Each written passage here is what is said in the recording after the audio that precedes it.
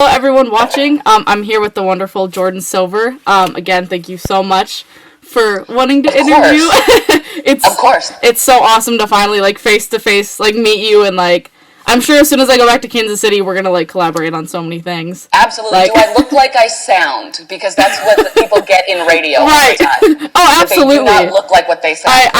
I love it. It's on par. Okay. It's just it's normal. It's perfect. It's great. Okay, awesome. All right, so yeah, give a little background about yourself. Kind of what you do as a host at 96.5. Absolutely. My name is Jordin Silver, and I've worked in radio for, I think, almost 15 years now, which is a very long time. And I host a morning show for 96.5 The Buzz here in Kansas City. It's an alternative station, and it's the most fun job in the entire world. I get to hang out with my friends, and people listen to us for some strange reason because they think that we're weird or whatever. But it's literally the greatest job to be able to, make people laugh. Mm-hmm. That's our favorite thing, is being able to just make someone not think for 15 minutes on their drive to work that, oh man, maybe I don't like my job so much. And so being able to make them laugh and giving information about the city and giving a voice to people that don't get the chance to normally do also are part of my job, and I love it. That's so awesome. And for the second question, how did you get your own show at The Buzz? Okay, so Laszlo, who is in charge of The Buzz, mm-hmm. he and I worked together in Seattle back in 2000. The years are, flying by. They are, gosh, dude, it's 15 years, but I knew him back then. I worked mm-hmm. for him there, okay. And when he came back to Kansas City, I had, in my own way, a lot to learn with my own path. Mm-hmm. So, I moved to Atlanta after Seattle to work in radio. Awesome. I moved to Los Angeles after that to work in radio and then streaming radio with Apple Music. And then just at the perfect time, our paths crossed again. Mm-hmm. And he, it's always good to stay close with and check up on the people that are at any point help you in your career, because it can come back 10, 15 years later. Yeah, absolutely, like a full circle. That's awesome. How long have you been in a career in hosting? And I know you just said, you kind of worked with Apple Music. You can, go into detail about that, kind of how long you've been doing all of this. You got it. So I started out in promotions, which is, the lowest part of a radio station, the hardest job, Okay. The thing about radio is it looks on the outside like it's just, we're all having fun, mm-hmm. and it's the most fun thing. And it is. There's so much hard work that's involved in it. So promotions, you kind of cut your teeth there and learn about how things are run. When you say a festival, there's so many things that need to be in place just to make a festival, happen. So I worked in promotions for a couple years, and then I got super lucky. A DJ needed a female voice for something, and I just happened to be there. That's awesome. That's so cool. And so he's like, all right, you, come on, let's do this thing. And so from there, I just kind of worked my way up, co-hosting with him, mm-hmm. and then eventually getting my own show. Then the economy hit. But an opportunity became available in Atlanta to host my own show. Mm-hmm. So I did that. And then I moved to Los Angeles. That's always been my dream. Yeah. And I worked in radio there for a while, but I kind of felt like I had reached a certain point in my abilities, mm-hmm. At about 31 years old, mm-hmm. where I needed to kind of go back and reassess what was going on. Mm-hmm. So this opportunity at Apple Music became available to work for a specific radio station inside there, and mm-hmm. it was a brand new idea. They were finishing building it. It was Apple, it's like corporate. Mm-hmm. It was incredible. It was the hardest job that I've ever done. Wow. I worked in content management and analytics mm-hmm. for Apple Music, and I think I aged 50 years in 3 years. I'm not surprised. Oh my gosh. But it was one of those jobs where you really learn what you can do, because mm-hmm. that's a company that really invests in the people that work for it. They're like, you know what? I think you can do this. Cool. You handle this whole Drake brand new album thing coming out, and we'll premiere it before everybody else. But you handle it. And I'm like, what? That's crazy. What? So while I was doing that, I was also taking classes in comedy and like web series, just anything related to comedy and how to put stuff together the right way.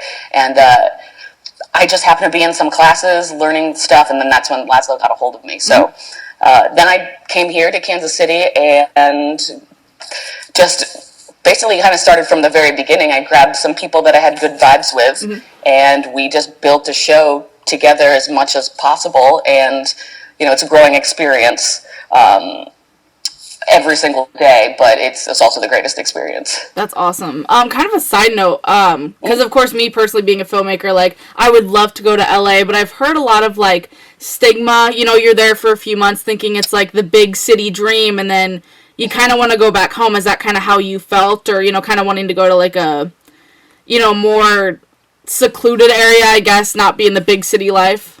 You want the truth, girl? Yeah, absolutely. Los Angeles will kill you if you don't know yourself and your limits before you move there. Absolutely. The thing about Los Angeles is there's something to do 24/7. You know, you could work for your career to the point of exhaustion. I know that sounds so stupid that people can work to exhaustion, but it happened to me. You know? I get that. Absolutely. You get done with one job, and then this opportunity becomes available, and you just drive over here, and you forget to eat. It's crazy, but also being there and spending time there and not being like some pretty good-looking model. Right. We are in a perfect age right now, you know, with Netflix, Hulu, with just the people that I think that are in charge of these things. We're in such a perfect place that it doesn't, if you've got a vision, if you believe in your vision and you work for it, anyone can do anything in that city. Yeah. I'm telling you. It's very, very different when you go there to work than when you see, you know, TMZ chasing somebody around. Right. It's so different. But you have to know your own mindset and the things that you want. As far as like livability, it's you celebrate every month that you live there because it's so expensive and it's so hard to get around. You know, you can live outside of the city and save money, but then you've got a 2-hour commute every day at least, you know? Everything kind of balances for it. But yeah, if you know yourself, if you know what you want to do, if you believe in yourself, figure out your opportunities. Save as much money as humanly possible here. I'm telling you. Like, if it takes you 1 year to like live at your parents' house and save all that money, it is going to be worth life it. Or death. Yeah, because in Los Angeles they do leases. The first place that I lived there, they did a 3-month lease, and I was like, "What?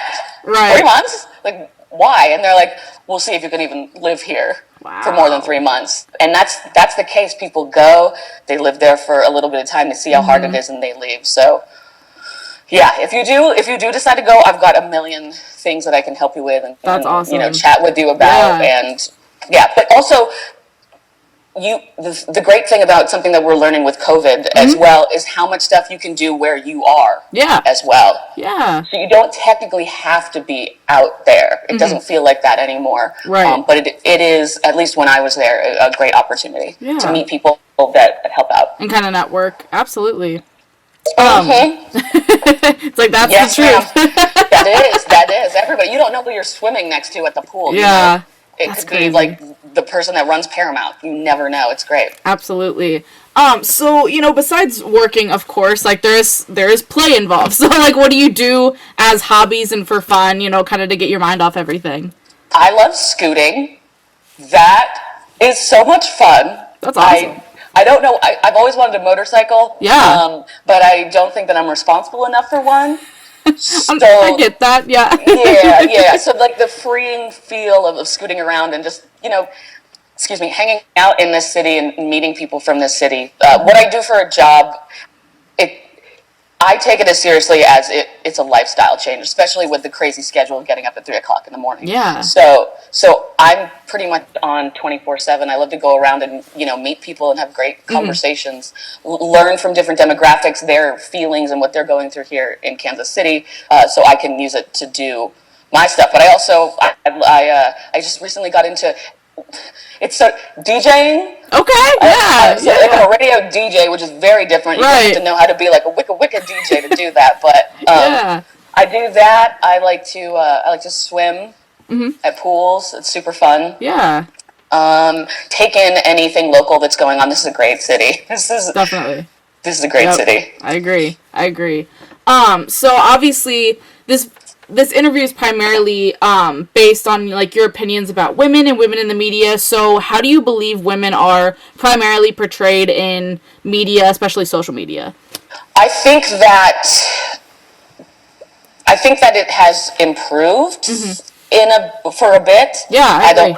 I don't think it needed to start anywhere where it did, though. Like, Right. That's so gross. We do this thing called This Day in History every morning, and if there's anything that, with women's rights, the fact that we couldn't vote till 1920. Right. Because of a chromosome. Like, that's it. It's just ridiculous to me. Yeah.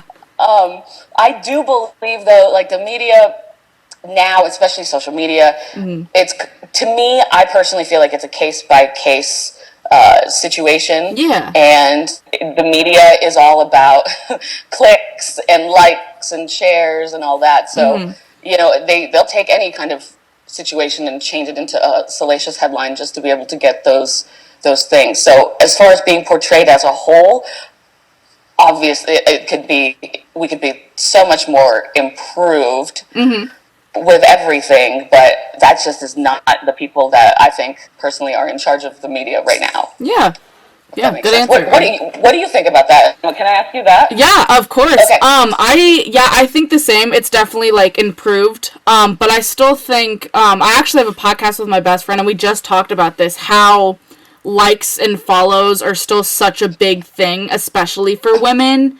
Being like, oh, how hot can I be on Instagram? How, do I have to like reveal myself to be validated? And I think that's still a really big thing that like we need to step away from, especially for women. Totally agree. Yeah. I mean, there's going to be a whole psychological thing that happens when social media stops going because people are getting validated by things that have no value. Right. Absolutely. Like numbers. Yeah. Like, all right, 120. I even have posted things and been like, oh, only. Yeah, I still struggle with that. I'm like, oh my gosh, only 12 likes. And then I'll repost, and it gets unhealthy. It gets unhealthy quick. Super unhealthy. I mean, there are, at least before COVID, there were conversations about possibly getting rid of likes. Yeah. Did you hear about that? I did. I saw that. And I think it'd be a good idea to try it out, Definitely. But in your specific field, especially in radio and DJing, I personally know, luckily, a lot of, like, cool women in your realm, especially. But do you think it's hard for women to become leaders in your field? And do you think it's harder for women to earn like the specific qualifications compared to like a man in your field? I would love to tell you no. I would love to tell you no right here. I know there's a lot of the population that believes the answer is no to that. In my personal experience, I have had a lot of women to look up to in the industry in very high positions that they've earned. Yeah. All throughout my career. And the longer that I do it, the more I'm like, God, I can only imagine what they went through. Right. To get there, It's still a boys' club. It is. Yeah. And I had a situation with a former job that involved women being paid less and getting less opportunities. The worst part of all of it is the person that was making those decisions was a woman. Wow. So I've seen personally women also promoting the stereotype. It's gross. Yeah. It's so gross. I agree. Do I think that women have to work harder than men at a specific job? Yeah. Do I think women get paid less? Yeah. I mean, absolutely. Yeah. We've talked about that on the show. Yeah. There's a specific case here, or there was a specific case with the movie, I don't remember, whatever movie company is in Overland Park, where a woman found out that she made much less than her male counterparts. And it's happening. It happens. I know that it happens. It's why? Right. Why? Yeah. Why? And that's what I've never understood. I mean, I guess obviously because men have always been so dominant, but it's so easy to just make that switch of just on a same level. Why does it? It's such a mental thing, you know.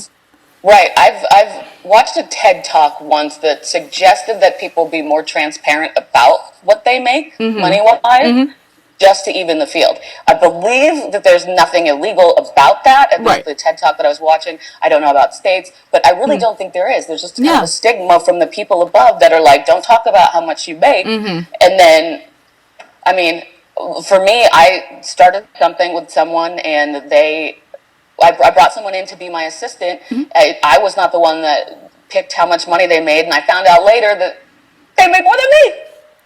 Dude, why? We had the same training. We had everything was the same, except for I've been working for the company for a lot longer. Yeah. So it does happen, and in my specific case, I did work for a company that was great about it. When I let them know what was going on, it turned into a giant HR thing. Yeah. More people got involved, and then that person that made all those decisions was demoted.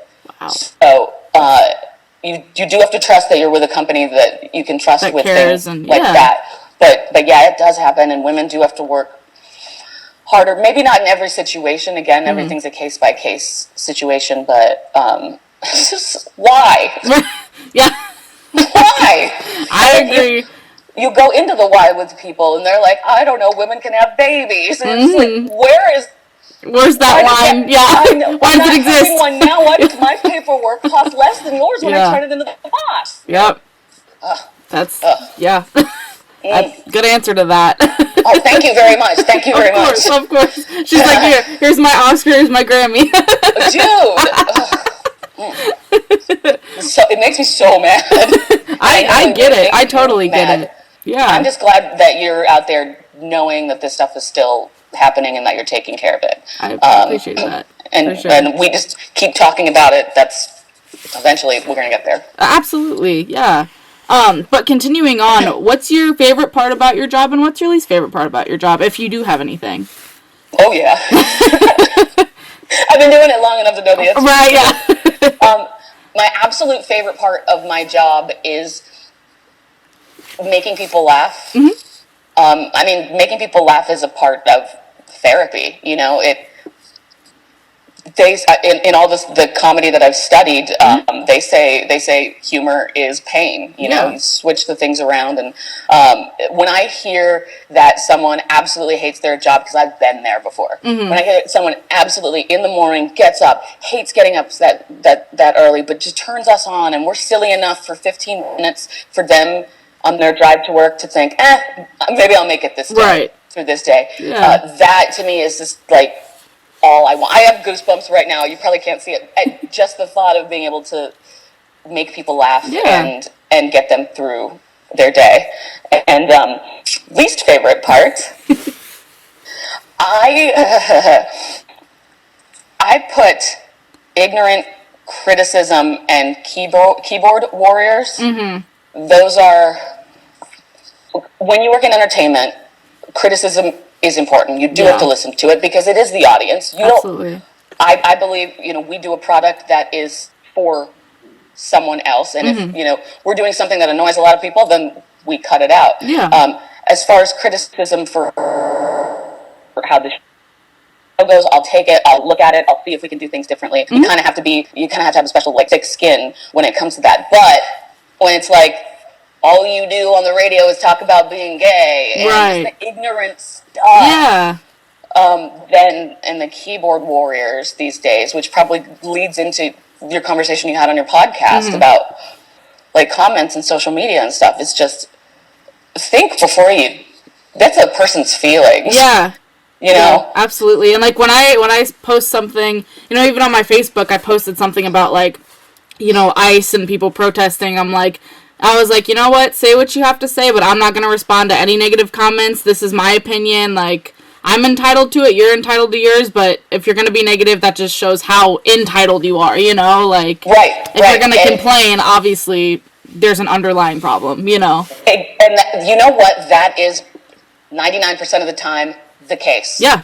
we will get a very hateful text message, or I'll get a very hateful text message, and then I'll go in and I will try to just talk to the person. Yeah. You know, I love psychology. I have a therapist. I see her every week. I've been seeing therapists for millions of years and many lifetimes.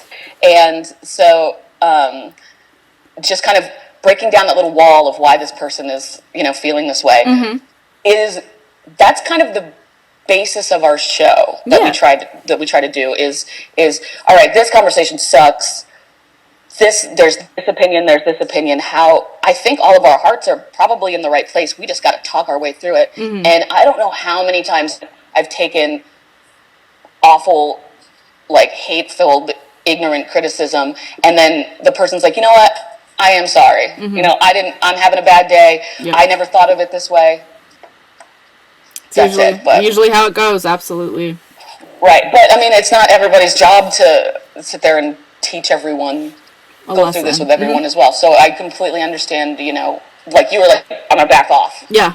Yep. Totally. I mean, it's like you know, it's like everyone's entitled to their opinion, you know, but it's like sometimes enough's enough, you know, absolutely. Right.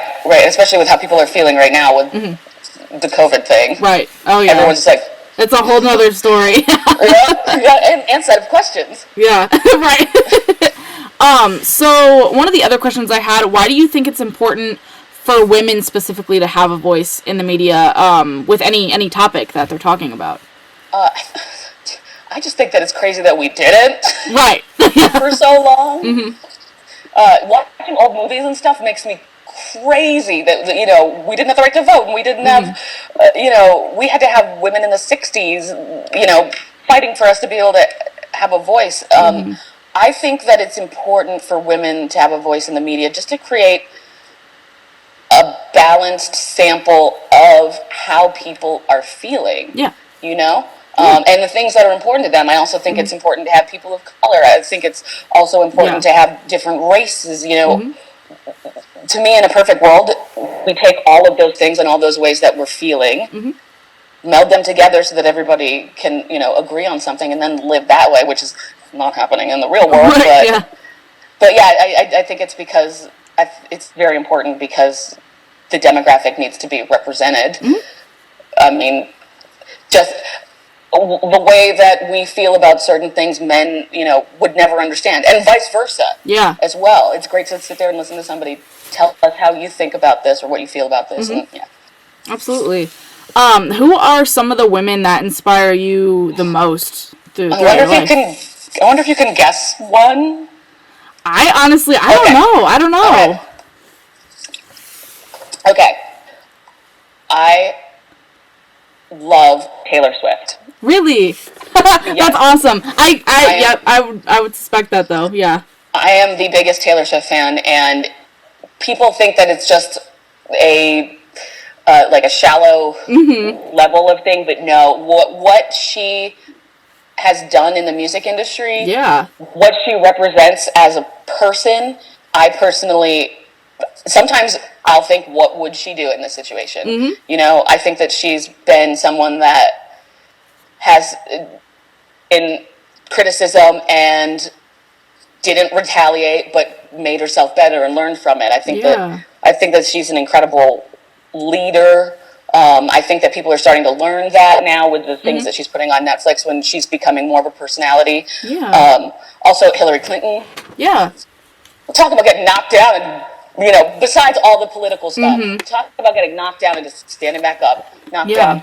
There's a great documentary on Hulu about Hillary Clinton that I think it's 4 parts, and it just came out, and there was more about her there that I learned than I had ever known. It was like her telling her own story.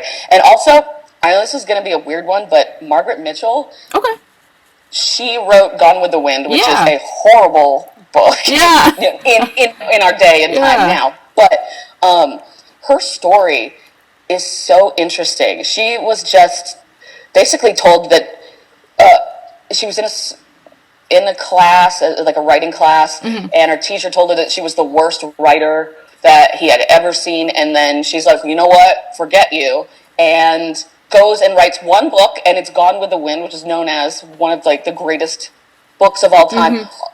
And that was it. Like, somebody just told her no, and she's like, you know what?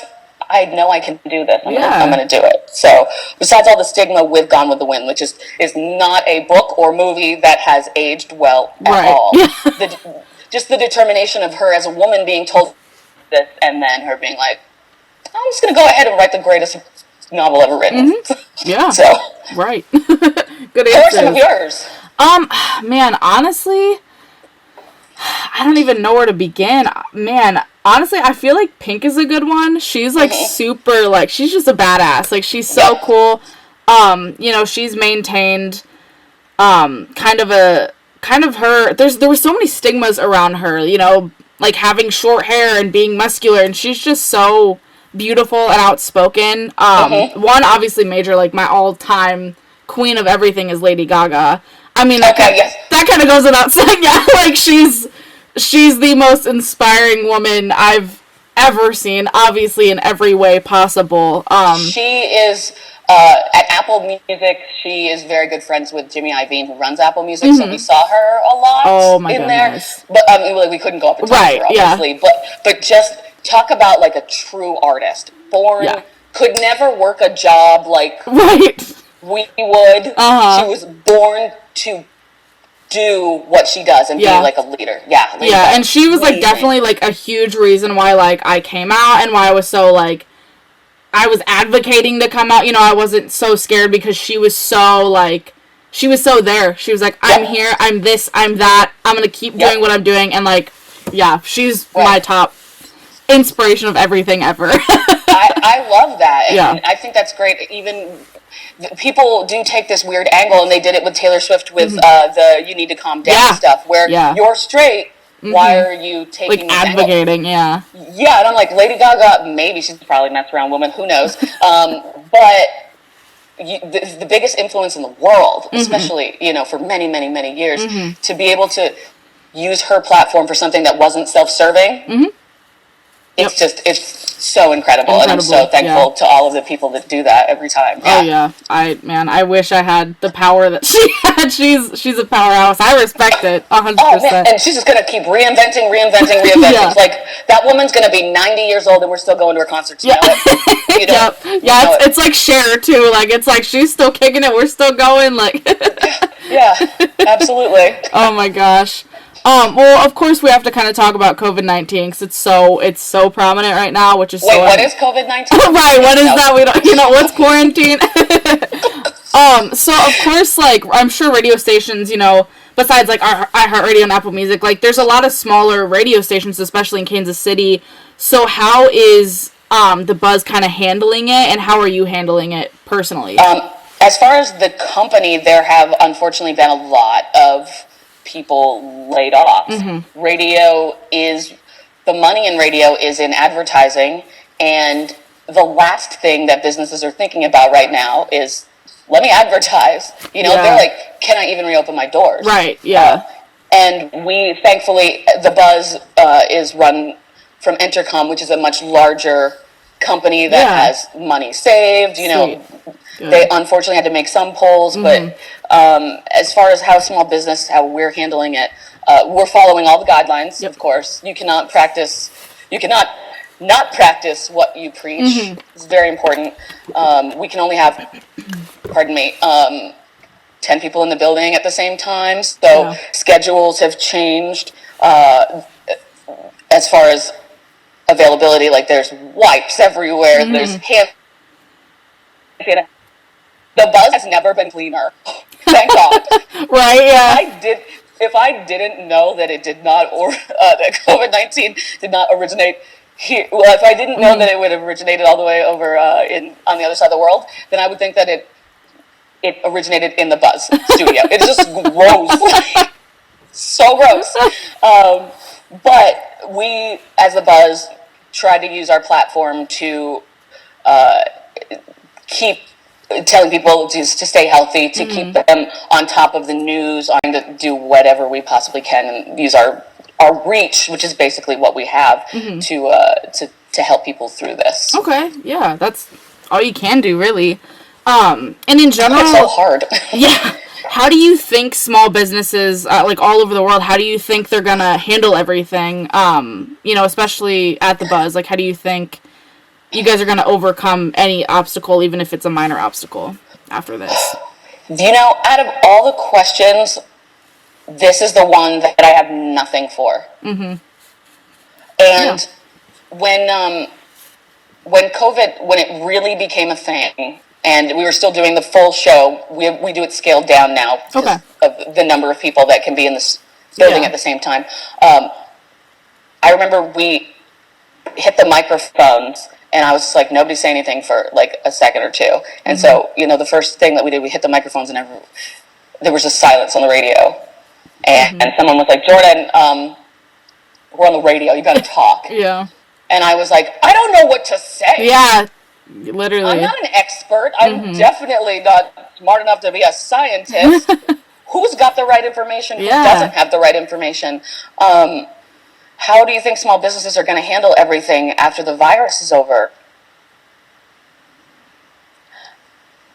Maybe it's not a good answer for me, who I'm supposed to lead, but I don't know. Mm-hmm.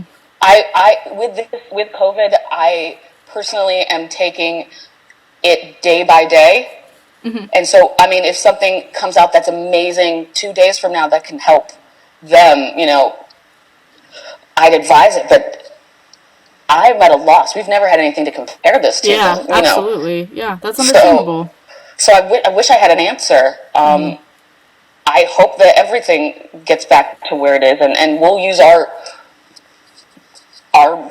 reach and the things that we do to help get anyone anywhere, especially Kansas City. I'm so glad that this is where I am when COVID-19 happened, because this city is totally going to be the blueprint for other cities to rebuild. Everybody's already working on it. I've got so many things from people that now we're starting to see, maybe possibly somewhere there's the end of this. And now I'm starting to get hit up and part of a lot of things to help rebuild Kansas City. So, that's awesome. Plans are there. And again, I wish I had sorry that I don't have an answer. No. That's like a tough question. Like, even me, I'm thinking how's anybody going to recover? It's such a big impact on everybody, that no one has a complete answer right now, Right. Just keep going day by day is the only way that I could advise and take it realistically. So, well, some 2 ending questions here before we say our goodbyes. If you could give any advice to anybody, what would it be and why? Okay, I have 3. Okay. Sorry. Go for it. No, go for it. I think that the best advice, I would say to listen to your gut. Mm-hmm. There's just something about that. I've used my gut a lot to move, to take this job. Yeah. To make a lot of decisions that I would never have done if I listened to my head instead of my gut. So I said, listen to your gut.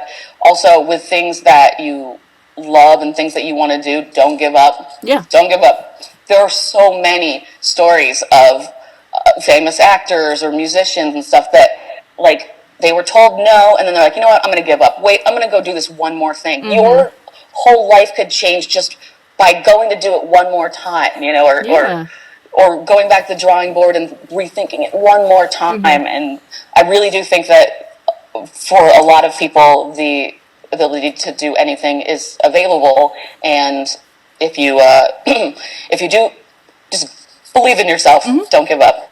And the third thing is, if you ever go skydiving, don't buy the video of you skydiving. Girl, 100 miles an hour, all it is, for 5 minutes of your face going, don't buy the skydiving video. It's not worth it. Have you ever been skydiving? No, I've not. Okay. I think my dad has. He liked it, but I don't know if he bought the video or anything. Okay, no, because they put the camera on the person that you're jumping on's wrist, so it's right in your face, and it's your face going 100 miles an hour down to earth. Not the prettiest sight, I'm assuming, No, you feel really bad when you watch that. Oh, that's funny. Oh, God. I love that. Oh, man. Worst. Well, I guess we can end on, of course, a more positive note as well. Sure. Where do you see yourself in the next 5 years? Do you have any big goals for yourself, or just anything you want to accomplish? I would love to still be here in Kansas City and doing this job. I legitimately love this city and the people that live here. It was hard to break into it originally, especially because I came from Los Angeles, even though I'm not from there. Yeah. People just got little pieces of information about me, and the first new kid in 15 years. I feel like I got jumped in. And I got, Kansas City was like, all right, let's see.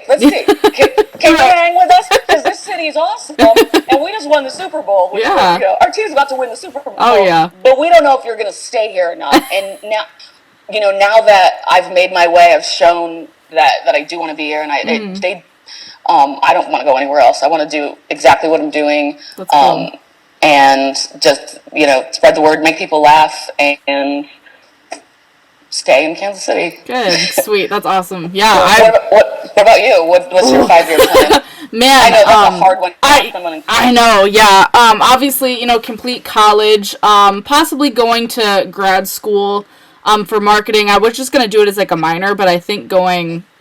That's a great thing to have on your resume. Yeah, I'm probably thinking about doing that.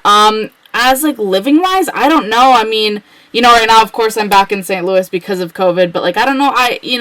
Now that I'm here again, I really miss Kansas City, so I might, test out Kansas City professionally, kind of stay there for a bit. There's so much to do here, and especially, this city, when I moved here, I said that Kansas City feels like Seattle did before it got, quote, ruined with Amazon, with Microsoft and stuff. It's just so cool, and everyone's so smart, and there's more stuff going on here than there is anywhere else. Yeah. And I feel like, with the Chiefs winning the Super Bowl and like shows starting to come here, it's gonna be a great spot. Yeah.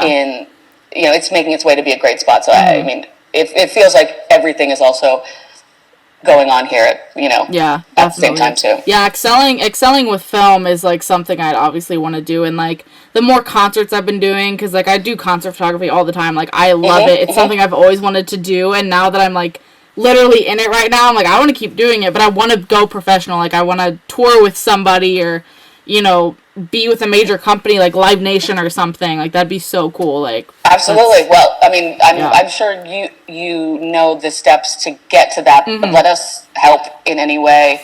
Obviously, the COVID thing. You've got how much school do you have left? Like literally a year, honestly. Yeah. Okay. Okay. Yep. Wow. Yeah. And of course, I have to do like an internship, I think this semester. So I'm hoping that it's gonna be in Kansas City, because they've obviously been having talks about, we might extend the like stay-at-home schooling until this fall semester, which I sure hope not, because I'm ready to go back. Right. But yeah. Cool. All right. Well, also, is there anything else that you need? No, that's it. Thank you again. Yeah, no. Absolutely. Yeah. Of course. Thank you.